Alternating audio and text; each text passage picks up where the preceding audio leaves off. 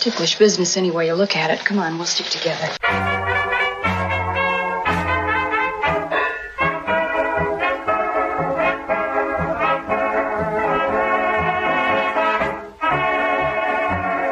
All right, everybody, welcome back to another episode of Ticklish Business, the podcast devoted to honoring and deconstructing classic cinema. My name is Drea Clark. Joining me today, Samantha. Why don't we begin with you? I'm Samantha Ellis, and we also have Kimberly Pierce. Yay! Kristen is not here today, but we are shifting things around, keeping people on their toes, giving them different flavors and perspective each time. It's the new Ticklish way. Yay! I'm super excited because today we are discussing a film that I put on our possibilities chart literally over a year ago because I love it so much and I think it's such a crucial building block and foundational piece for so many things, and also just a delight to watch. We are going to discuss Sherlock Jr., my sweet, sweet buddy Buster Keaton's film from 1924. I hope I got that year right because I said it really confidently. I would love to hear your two backgrounds with old Sherlock Jr. because they're different than mine, and I'm excited about that as well. Samantha, how about you? We were just talking about it. I saw this one in particular for the first time last night, but I would say I have a decent silent film background because so many of the people that I love in the classic film community are really interested in silent films. My very first silent film was The General, so I've definitely seen some Buster Keaton before. It's going to be really amazing talking about this one because nowadays, really, a lot of Buster Keaton, what we hear and see of him, people put together fan-made compilations of all of his amazing stunt work and all of the amazing gags that he used to do. It was so amazing watching this film because I feel like now I've seen all of them. They were all from this movie, basically. Right. So many of the biggest hits were in this one 45-minute film. Absolutely. So it was really cool to finally see it. Kimberly, tell me about you. This was a first-time watch for me as well. I don't consider myself great with silent film. I've hit a lot of the essentials. My first was probably The Chic. I had a very young Rudolph Valentino phase. Good. Haven't we all? Middle school, I was like, okay, I have to see more. Silent comedy is probably my favorite. Keaton and Harold Lloyd do wrestle in my head for who I like better. I've seen more Lloyd, loved The General, saw that really young. I've seen Steamboat Bill, so I've seen some of the essentials on Keaton and just crossing this one off. And I was really excited to see it and just stunned that it was even more than what I was expecting and just everything going on there. This movie, I have such a backwards way into most. And this one I found very young because I was weirdly, I don't know if they aired them all the time or something, but I freaking loved Annette Funicello and Frankie Avalon beach movies so much when I was young. I'm pretty sure they must have been on TV. I don't know how I would have wandered into that. Buster Keaton is in Beach Blanket Bingo, How to Stuff a Wild Bikini. My dad was like, no, I'm sorry, young lady. You can't watch this because I was like laughing at him 40 plus years later and he's still doing so much athletic, vaudevillian looking physical comedy. And my dad was like, no. This is great, but no, let's take a little trip in the time travel machine. You need to see the roots of this. No. Yeah, exactly. And I'm glad you mentioned Harold Lloyd because obviously the trio that everyone thinks of is Chaplin, Lloyd, and Keaton. And watching how their stars have waxed and waned in these years since they've passed has also been fascinating. The things that will bring people to them or revisit them or find them in the first place. And Sherlock Jr. is one of those. I'm sure a lot of people who go to film school will see it. There's so much to deconstruct in it, to borrow our own term. Yeah. The idea of looking on a story level, the economy of story here versus, we've discussed some silence before, but one of the things Buster Keaton was renowned for was eliminating so many of the title cards and the verbiage from silent film and really introducing that concept of show, don't tell. You could analyze it just for the stunts and comedic gags, and that would be enough. But it's also the economy of storytelling and what you're getting. And rewatching this and just the crispness and leanness of it, there's so many beats that work. There's so many things that give you small character insights that just make a whole bit more than a physical feat. Before this one, did you have any other Buster Keaton favorite? You both mentioned The General, which most people would probably classify as his masterpiece, although he had so many shorts and so many other things. This one is starting to change my mind a little bit. It's really hard to top The General, not only in Keaton films, but in silent films. And now that I've seen this, I don't want to throw my opinion in too early, but this is probably his best that I've seen. Even more than The General, even though The General has a very solid place in my heart. Although of the three, while we're talking about the three, I'm definitely a Harold Lloyd girl. With the exception of City Lights, I think City Lights is the best sort of silent film. Semi-silent. I'll admit I struggle with Chaplin. I always have. There's just something there that doesn't gel for me. I remember it was always the big two. It was always Keaton or Chaplin. I was so glad to see Harold Lloyd get the resurgence he got. I would say that was 10, maybe 15 years ago when they released that DVD set. And ever since then, he's clawed his way back. My intro to Buster Keaton, you mentioned the beach party movies on, used to be Saturday nights on AMC. They used to do all the American International Pictures lineup. And that was the first time I ever saw Buster Keaton because I was obsessed with Frankie Avalon. And then when The General is the one, obviously, that sticks. You think about Steamboat Bill Jr. and that house gag. The physical work is unprecedented and unparalleled. I was watching this last night, just found myself gasping even on the little computer screen, trying to envision myself in that theater 96 years ago.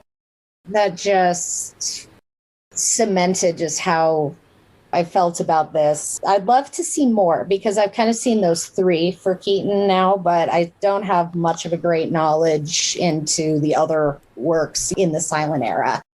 50s and 60s especially, I've seen a lot, but I need to definitely dive deeper. As we're having this discussion, I'm realizing out of the three, I've seen the fewest Keaton films by far. Because you guys are throwing out a lot that I haven't seen. I haven't seen the beach party movies. I've seen one of them that maybe had him. I haven't seen How to Stuff a Wild Bikini. I know that. I saw The General. It was in, I believe, a public domain box set that I bought at like a garage sale. And it was the first silent movie I'd ever seen. I was like, okay, we'll throw this on. And it was amazing. It was absolutely incredible.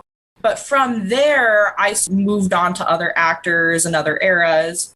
I've seen him in 1 Week, and I've seen in The Good Old Summertime, where he has a bit part in a gag. They basically just hired him for the gag. But other than that, I really have to get more into Keaton. With Harold Lloyd and with Charlie Chaplin, really, Criterion has been so meticulous about restoring and bringing all of their films in front of the eyes of modern audiences. And I don't feel like Keaton has gotten that quite as much.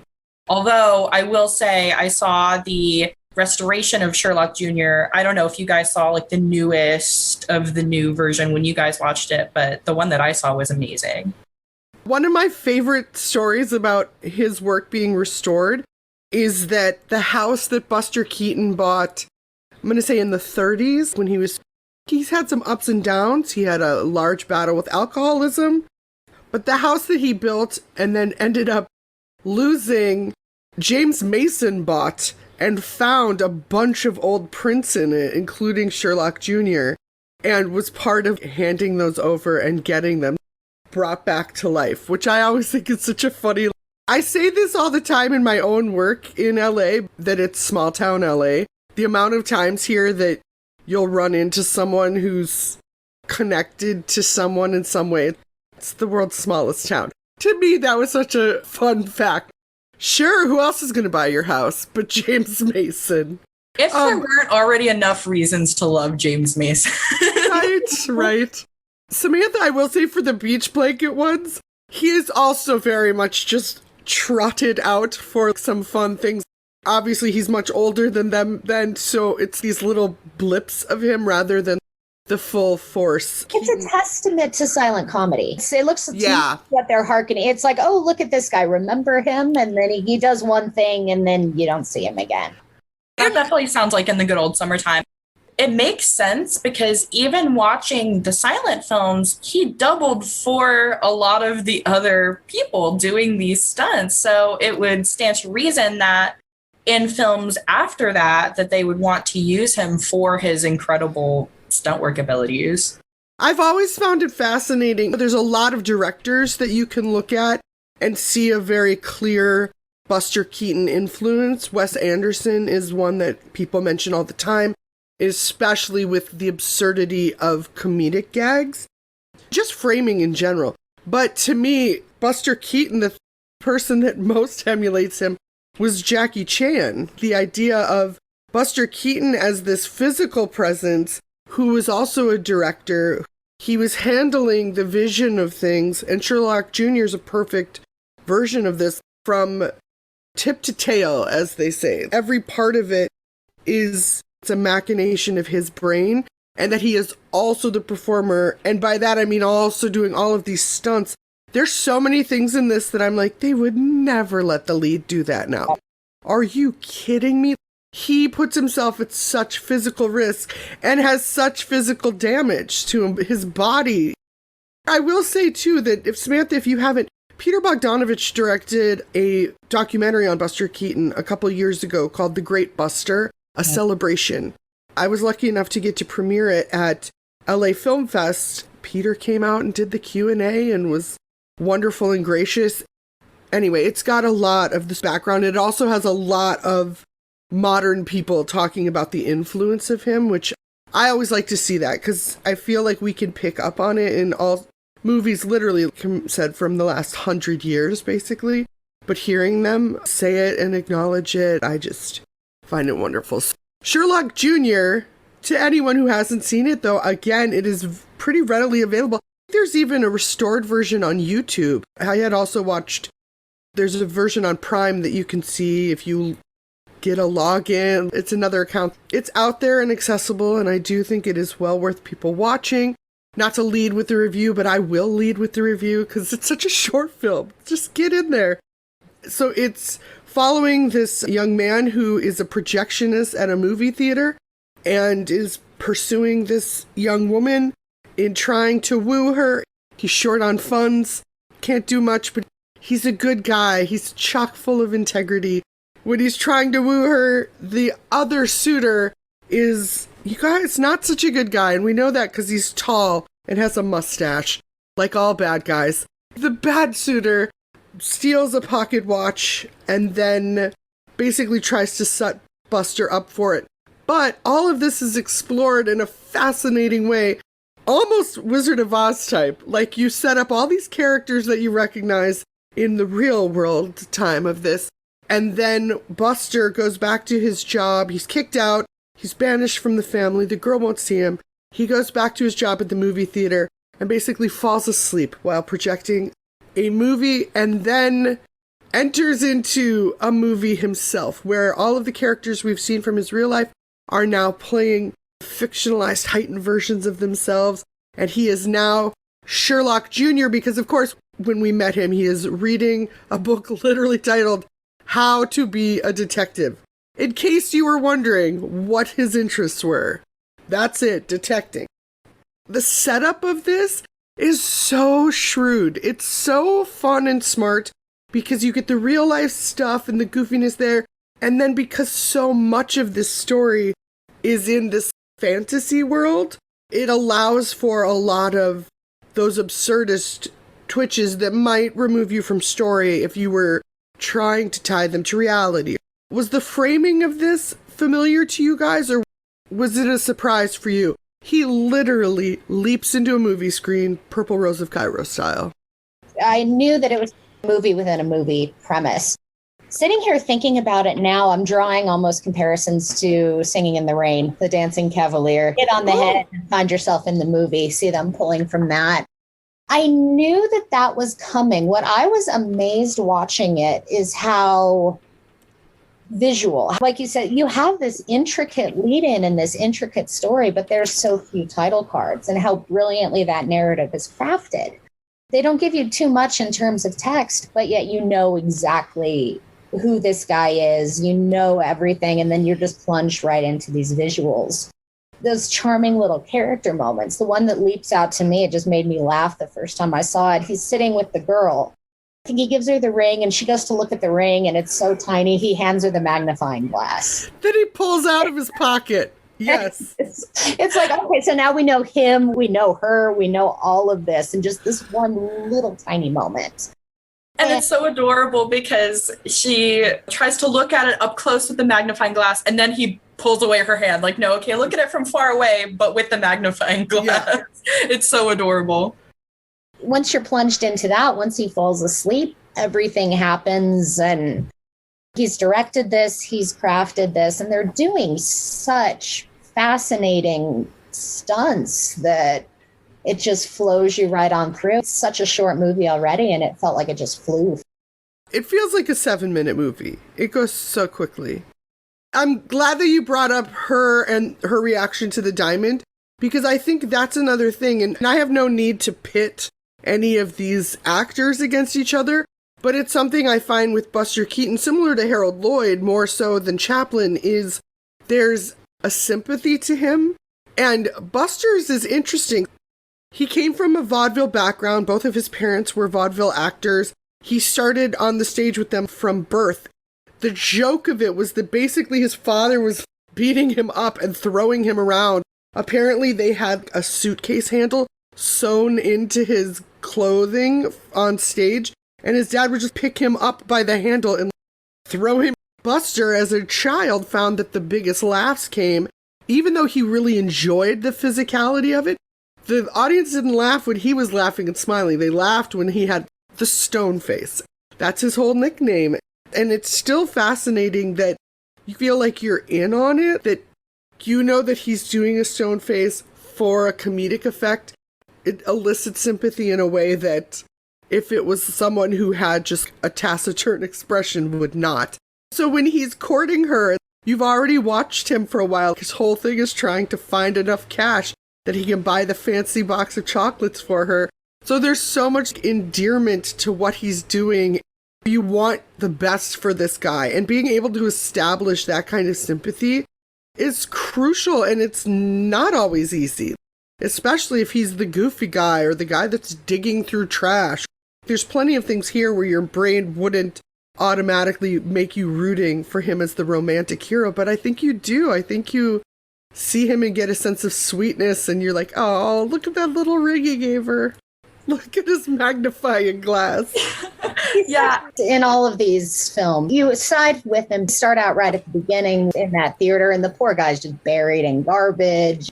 He's got aspirations beyond. He comes at it from a more, I would say, working class. Harold Lloyd's the boy next door. Harold Lloyd's that suburban boy next door, so it's slightly different, a bit of likability there. Yeah.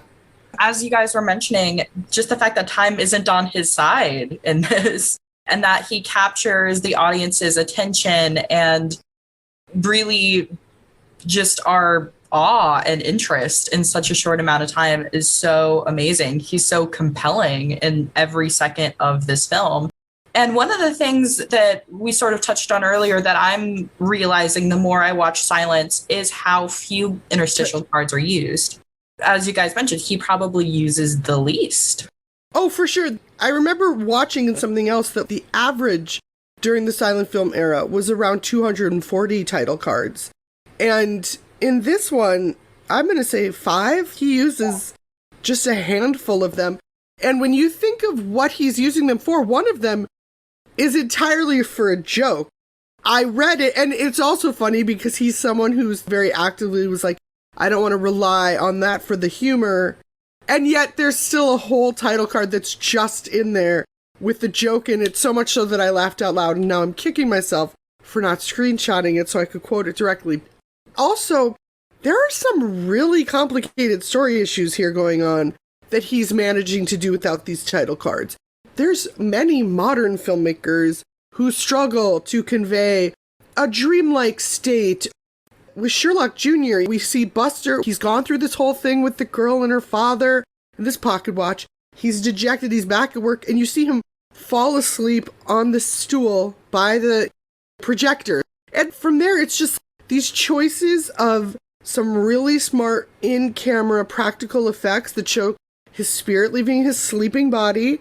And then he goes into the theater, and then you see the actors on screen turn into the people that we just met. And we're like, oh, those are the people from Israel. Just setting that up is so elegant, except for it's also simple enough that you never feel distanced from it. Anyone of any age could watch that and be like, oh yeah, he fell asleep and now he's imagining himself in the movie, which is a remarkable concept to be able to convey so cleanly. Absolutely. One of the things that we really take for granted, too, when it comes to this film, I didn't even really start to think about it until, I don't know if you guys read the IMDb trivia while you watch, but I do. And I was reading the IMDb trivia, and this movie was rated on the top 100 best editing of all time. More than the stunt work, more than the acting, more than the storytelling. This is probably in my top 5 best edited films I've ever seen. We really take it for granted today because it's so much easier to do now. Something like the scene where he's in the movie going through all the different scenery changes, all of the different effects there. You see that on TikTok every day now. People can just do that with their phones. But back then, just the setup and the time and the energy it took to film every frame and interchange them like that is just a marvel. The editing throughout is impeccable, and it is that idea of it's the same thing, the same economy he has in storytelling that translates to the edit, to how long am I in any given place. But because he's directing, the intersection of camera and editing is just tight and perfect. It's also what we're mentioning when we're saying, if you're wondering if you've seen a Buster Keaton gif, it's from this section of Sherlock Jr. He's climbed into the screen and they're playing with the idea of filmmaking in general because he's part of a movie. So they get to make commentary on how movies are made, which is a whole other layer of fascination. First, he's standing on a rock, and then he falls into a hole in the desert, and then he's in the water. But it's this combination of these clean edits, but to capture that, the technology was not there. He and his DP used surveyor's equipment to line up and make sure he was in the same space, in the same position. Whereas now you'd have, oh, my DIT is going to bring over the playback video and we'll line up digitally. This is not an option. It's so advanced for what they're doing, and he makes it look so simple. That's what I was thinking. Watching that last night, you sit there and go, how easy this is now and how much clunkier certain films are. Touching back on story economy, how many times do we hear somebody in the movie go, oh, remember when we went to school last year? Or how's my sister's cousin doing? The fact that he tells this intricate story with no title cards and then jumping into these crisp, clean, that edited sequence when he jumps into the screen, I would agree with Samantha, is probably the best edited movie I've ever seen. And to think of all the steps they must have taken to be able to execute that in 1924. At this point, filmmaking's 25 years old, give or take. That he tackled all of this and honestly did something better. It's duplicating what kids do on their phones with TikToks. It's truly incredible. What kids wish they were doing on their phones. Yeah. It's the combination of things because the edit throughout is so crisp and you don't notice it, which is the best part of editing, but you're always in the right place. And the camera, again, is such a key part of that. There's a whole motorcycle sequence where he's sitting on the front of the handlebars and doesn't realize that the driver of the motorcycle has fallen off. The amount of things in this movie that I do not know this day, 100 years later, how they did it, that's incredible to me. But also how that whole sequence ends. He's going and going. He goes through traffic. He goes through all these things. There's so many places where you're like, oh, he fell off and died. Oh, he should have fallen off and died. But he does not. And then how it does end is he makes his way back to the cabin. The motorcycle hits the edge of the building and he just flies off feet first through the window and kicks the bad guy in the chest. He's been on this motorcycle for 5 or 10 minutes. It's insane to me that I was like, yeah, I did not know how this was going to end. And I definitely didn't see that ending coming. And I feel like that's the setup for so many of his gags. One of my other that you could dissect for days, there's Film School right there, is one of the first things when he hits the movie version and he's the fancy detective and he goes to the girl's house again and now it's a fancy house. And he encounters the bad guy with the mustache, tall guy with the mustache, and the butler henchman. We see these guys are either going to poison him, they're going to hit him with this axe in a chair, or there's an exploding billiard ball. And then we watch for the next 10 minutes as Buster Keaton navigates all 3 of those threats, and we're like, oh, don't drink the poison. And then he gives the poison to the other guy. And then, oh, don't. It was already blowing my mind. When he started playing that billiards game and hitting around the ball that was the explosive one, was number 13, I seriously was like, dear Google, was Buster Keaton the world's best billiards player? It's so insane. And the best answer is that he was. He learned how to play for 4 months to film that scene. It's funny because, again, I started reading the trivia before I watched the whole thing, so I spoiled it a little bit. I read that before I saw the scene, and I was like, oh, so he does trick shots. I imagine trick shots like he's just going to be really good at putting the balls in the holes. No, he literally avoids this one ball, keeps it perfectly still while he sinks all of the other ones in all these crazy, amazing ways. And yeah, it's so cool. Also, it's funny you bring up the butler because now that we're discussing it, I'm thinking to myself, was that Eric von Stroheim or did he just really look like him? Good eye. I didn't even think of that. No, it probably wasn't. But of course, that type, he's a bad guy. He was Erwin Connolly, but in my head, the idea of any bad guy bringing up Eric von Stroheim is already pretty funny, so... He looked just like him. That whole scene was amazing, too. It's one of those things where it just went from one masterful scene to another. There was no break. You didn't even mention in the part with the motorcycle, he goes in front of a train, a moving train. That's the one thing I still don't understand. I don't understand how he did that either. It goes to still frames at one point when he's right in front of the train. But still, how did he get that to happen? I don't know. I felt that way so many times in this. Oh my gosh, I'm really bouncing around, but that's this movie. You keep remembering these different parts. But going back to that whole sequence of those 2 guys trying to kill him, speaking of layers, the layers of expectation, and one of the reasons at the beginning of that scene is because it's set up like a movie. This film takes advantage of movie language and expectation and then thwarts it all the time. So it's set up as if, oh, the audience is finding out this guy is poison and the audience is finding out that it's explosive. So we feel like we have information that Buster does not. And so then it heightens the tension when we're in that scene, right? And we're like, oh, is he gonna, oh, there he okay, he switched the drink and now the other guy's the drink and now it's funny to watch him and blah, blah, blah. Very Hitchcockian. Yes. Except for then it twists it again because at the end, the whole time with the ball, the other guys are cowering. They're like, is he going to hit this explosive ball? When's this ball going to blow up? They're literally on the other side of the door, behind curtains. And it doesn't, and it doesn't. And we're wondering too, the little doop at the end is, oh no, he knew it was explosive. He had already switched the ball. So the idea of playing constantly with how film works and how audience interaction with film works, that adds so many layers to each scene. So many people could have been given that raw idea, like a prompt almost. But okay, here's the scenario. There's 2 bad guys. They come up with 3 ways to try and kill this guy. How would you comedically show it? But he's giving the most for each of these setups.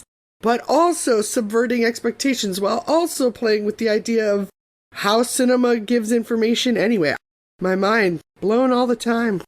The awareness of film form is just staggering. The awareness, what you're describing is stuff we talk about, give credit to Hitchcock for milking 30 years later.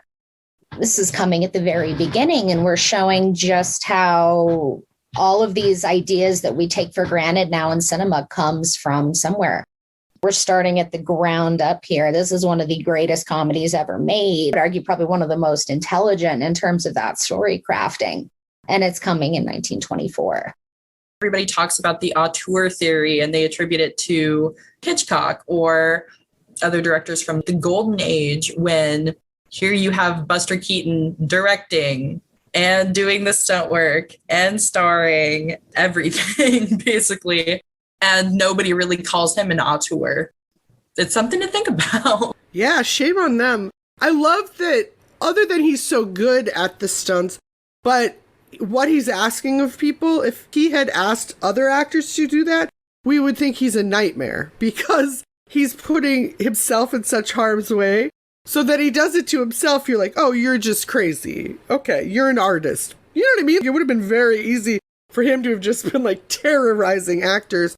There's this moment where he just casually, from one long shot, runs off the top of a roof, grabs on to a 2-story gate that's sticking directly into the air, holds on to the end of it, and lands in a moving car in one shot. The idea of looking at the framing of, okay, next, our hero needs to get from A, B. How are we going to do that? Looking at this building, looking at anything and being like, well, clearly the most interesting is we're going to have him run off the top of the building. That's as absurd as any of the gags is, like, to look at that. This is one, too, that there's a physical comedy moment in this that literally broke his neck, left him in debilitating pain the rest of his life, led to a lot of his issues with alcohol, but it's visually stunning, and of course he left it in, and it's when he's, of course, you guys, as you do, running along the top of a train, jumping cab to cab. Every time I was like, oh my gosh, jumping cab to cab across the top of a train, and he's under a water tower. The end of it, jumps off, grabs the water tower, and then water releases, and it floods out. And it was so much more than he was expecting. It pushes his body down the final 10 feet, pushed down by all the weight of this water onto the metal rail, and then he still gets up and runs away, and then keeps working, and only found out years later that he had literally broken his neck when he did that, because a doctor discovered it was calloused over. Oh, why am I in such pain today? Because I broke my neck yesterday doing the world's most insane stunt. I watched that scene twice. Very rarely do I do that. I backtracked. I was like, I need to see this again. Just the perfect timing, that jumping those moving cars. I'm watching this. I'm going, this is all happening in front of the camera. I'm like, how are they doing this? There's no way to duplicate this. And I read the IMDb trivia after the fact on what happened on his neck. And it was like, oh my God. But it's so gorgeous how it all comes off. I knew about that. I knew that he had broken his neck and I knew which stunt it was. I didn't know it was from this film. And it's again where I'm saying all of the amazing gags, all the amazing stunts and shots that I've seen of Buster Keaton all really culminate in this film.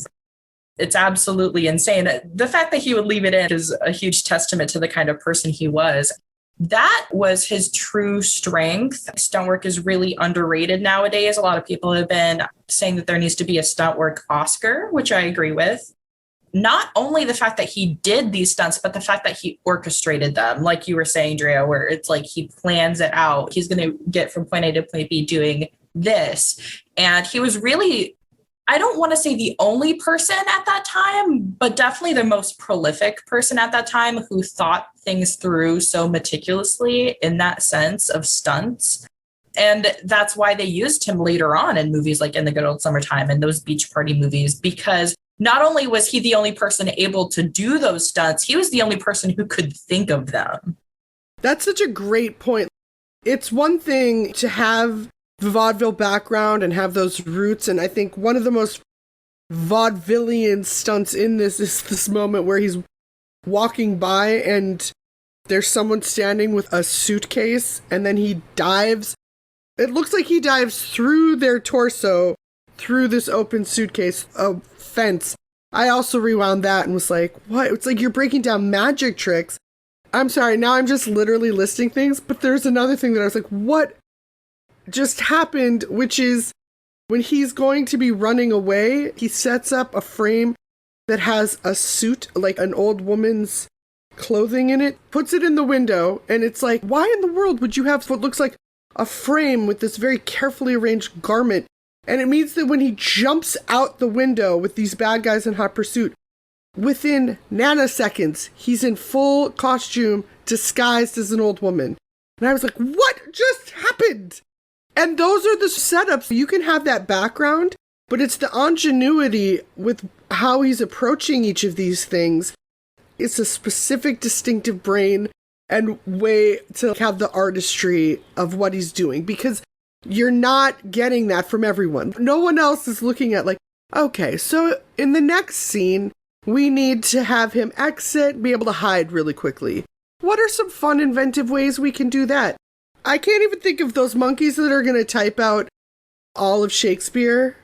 If they're given enough time and typewriters, they're still not going to come up with that stunt. No, I don't care how many monkeys and how much time.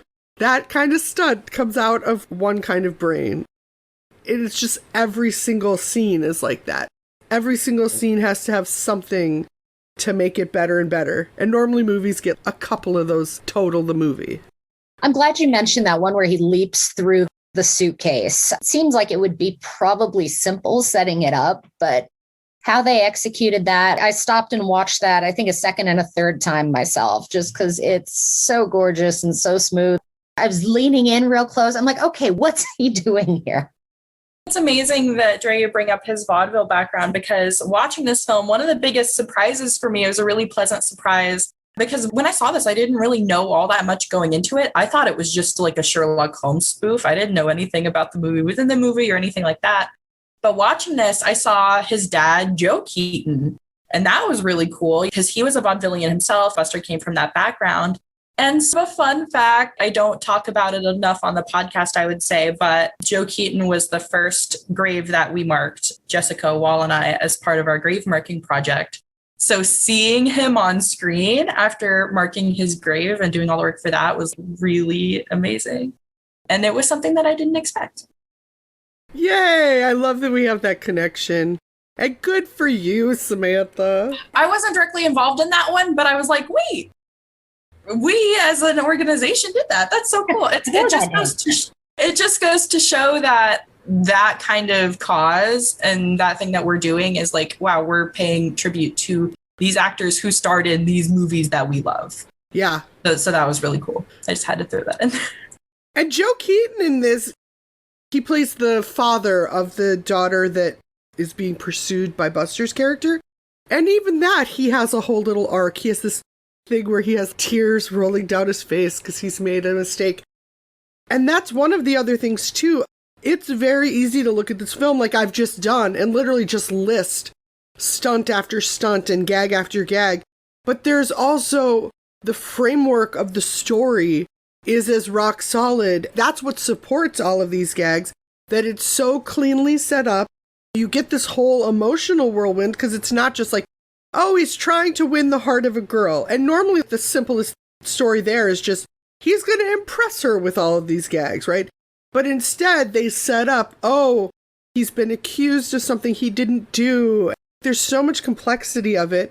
And then tying that again, all I'm doing is listing all the things that impress me. But the idea, too, of looking at this, each step of it, of setting up the idea, it's not just that it's a movie within a movie, but in the real life, like I said, we've also set up that he's a projectionist that wants to be a detective. That starts right away. That's one of the things. They're not even title cards. We get to see his detective checklist. And so when all of this kicks up at the beginning of like the stolen pocket watch and all that, and he's like, oh, I'm going to impress them with my detective skills. That's what puts him in hot water because he's had this thing planted on him. That isn't the whole detail. The whole detective thing is something I could see someone else omitting completely. That it could be the same story, but they didn't put that in And therefore, it doesn't have that same tie that when he gets to the movie within a movie and he is a detective, there's also a wish fulfillment thing. It could have just been this projectionist dreams of this, but integrating that element of the story on both sides is as smart and detailed as any of the gags are. It gives us so much character work. There's not a wasted second. Not a wasted second at all. The intricacy in setting that up, it wouldn't be nearly as complex if they omit that. Feels like it would be so simple, but that one little detective element there at the beginning, it builds that character and it gives him a redemption arc and it gives him that arc of wish fulfillment. And it checks so many boxes that need to be checked when it's something that honestly a lot of people would look at and go, oh, you don't necessarily need that. Going into this, I only knew about the detective aspect. I didn't know anything about the tribute to movie making and the movie magic that went into this film. It's funny because we were talking about the things that this film and Buster Keaton went on to inspire, and you've got The Purple Rose of Cairo, which completely omits the detective part. It's more of a tribute to movie making, and it has the movie within movie aspect, but it's a lot simpler, really. And then you have tributes to detective movies these days, and a lot more Sherlock Holmes adaptations now that Sherlock Holmes is in the public domain. So you have things that have occurred since then that are paying tribute to each facet of this film, but you can't replicate how intricate and complex this film is as a whole. I love seeing the piecemeal influences of this throughout. The other thing is that it has all of these details in it, all of the gag, and at the end of the day, it's also just so funny. It gets this baseline element of, oh, that is just a funny movie to watch, which is a deceptive thing because a lot of times comedy is often underwritten as like less difficult to pull off than drama, and I would argue the opposite. And I think all of the things that we've covered in this, like the editing, the setups, all of that, they're done with the mind of what's the laugh? What laugh am I earning from the audience by the end? To look at someone put that much time into the edit of it just to make sure that each laugh hits is not something we see a lot. Normally it's just the idea of, ooh, either I'm going to write something really funny or someone's going to improv a line, which is not something you can do with a silent film. There's so much preparation for it, but he also said that for as meticulous as these look and difficult, especially with the comedic beats, that it was 50% improv on a shoot day. That you'd do all these plannings, but then you'd get there and be like, oh, what if my hat flies off now? Or, oh, what if I go through this wall? Or I'm still holding up that vaudeville bit where he jumps through the suitcase that's in someone's stomach is already funny. But then it ends with the bad guys figuring out there is a door behind. They go through the door, and when they push it around, he's clinging to the other side. So they don't see him come back. There's a button and the ability to have that flexible brain that both plans as much as it does so that there's little physics involved with some of his stunts of, oh, okay, well, I need exact measurements to make sure you won't die doing this, but also to be someone who is a spontaneous and flexible enough of a filmmaker to take advantage and roll with, literally, in some cases, what do we have at this setup? Oh, what does this person that I'm working with, what can they do to change around what it is? And that, I think, is really what elevates him at the end of the day. Being able to do both of those things equally well, to be the planner and the improviser, is unheard of. That's my sermon. That's my Buster Keaton sermon.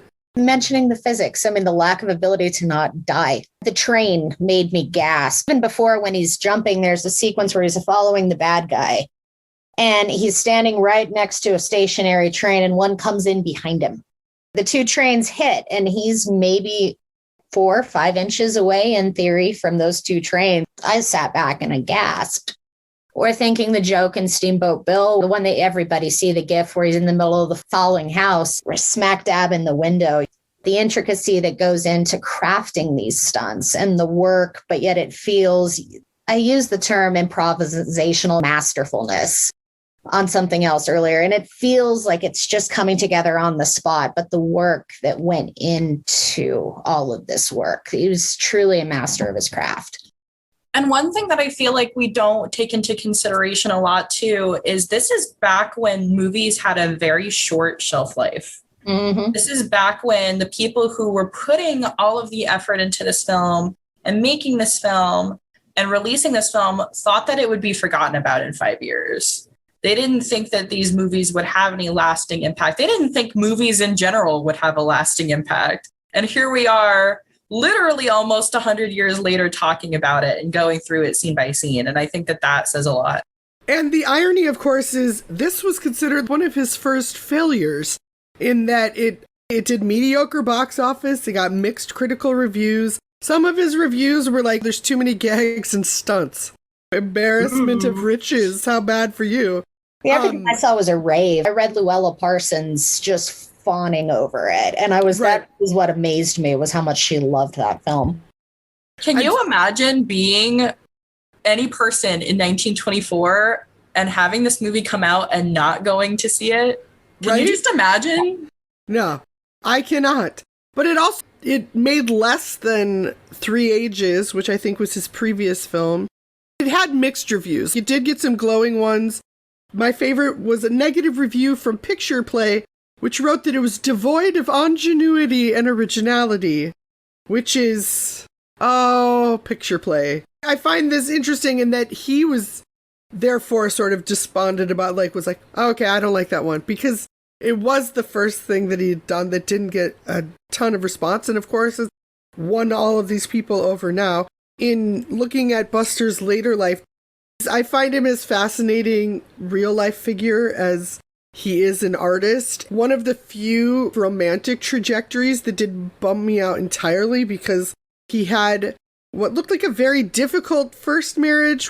The woman he had children with, and they had a very ugly ending, and he separated.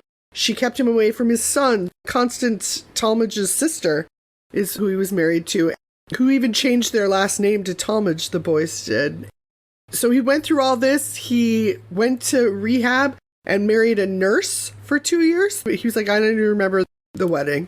I'm sure it was in physical pain all the time, which is what leads a lot of people towards the path of addiction. Not a lot, but some. It's interesting to me that I find his final marriage and love of his life as endearing as I do, because it started out in ways that I find abhorrent, which is she was a 19-year-old dancer, actress, and he was 42, and they met at Bridge Club. And that's generally a setup for something that really is ugh for me. But they ended up staying together for the next 30, 40 years until he passed away. She was credited with bringing him back artistically and helping keep him straight and sober. And they worked out a whole act and toured together and had a really positive, loving relationship with each other. So I will give a little of more absolving than I typically would. But if you are a 42-year-old man, please do not think you can date and marry 19-year-olds. You cannot and should not, sir.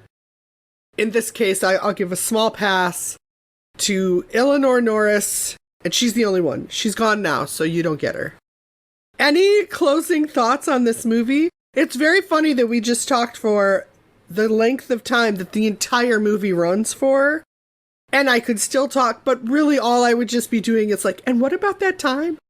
The specificity of starting out that he needs $3 so he can get the $3 thing of chocolate. He has $2, and then we spent our whole intro to him doing this whole thing with trying to get these dollars. He never gets it, so he gets the $1 box of chocolates.